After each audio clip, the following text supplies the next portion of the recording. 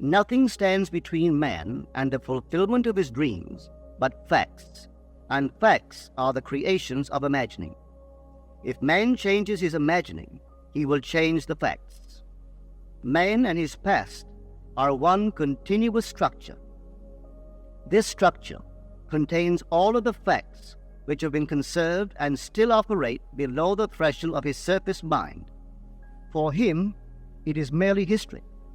For him, it seems unalterable, a dead and permanently fixed past. But for itself, it is living. It is part of the living age. We cannot leave behind us the mistakes of our past, for nothing disappears. Everything that has been is still in existence. The past still exists, and it gives and still gives its results. Man must go back in memory, seek for and destroy the causes of evil however far back they lie. This going into the past and replaying a scene of the past in imagination as it ought to have been played the first time, I call revision. And revision results in repeal.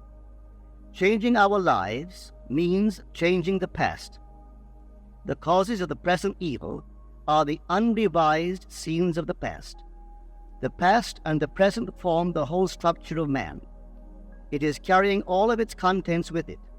Any alteration of content will result in an alteration in the present and future. Live nobly, so that mind can store a past well worthy of recall. Should you fail to do so, remember, the first act of correction or cure is always revise. If the past is recreated into the present, so will the revised past be recreated into the present. Or else, the promise that though your sins are like scarlet, they shall be as white as snow, is a lie. The question may arise as to how by representing others to ourselves as better than they really were, or mentally rewriting a letter to make it conform to our wish, or by revising the scene of an accident, the interview with the employer, and so on, could change what seems to be the unalterable facts of the past. But remember my claims for imagining. Imagining creates reality. What it makes, it can unmake. It is not only conservative, building a life from images supplied by memory. It is also creatively transformative, altering a theme already in being. The parable of the unjust steward gives the answer to this question.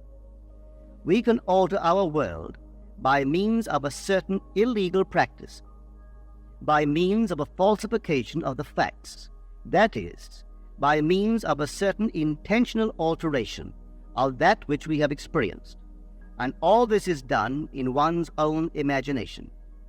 This is a form of falsehood which not only is not condemned, but is actually approved in the gospel teaching.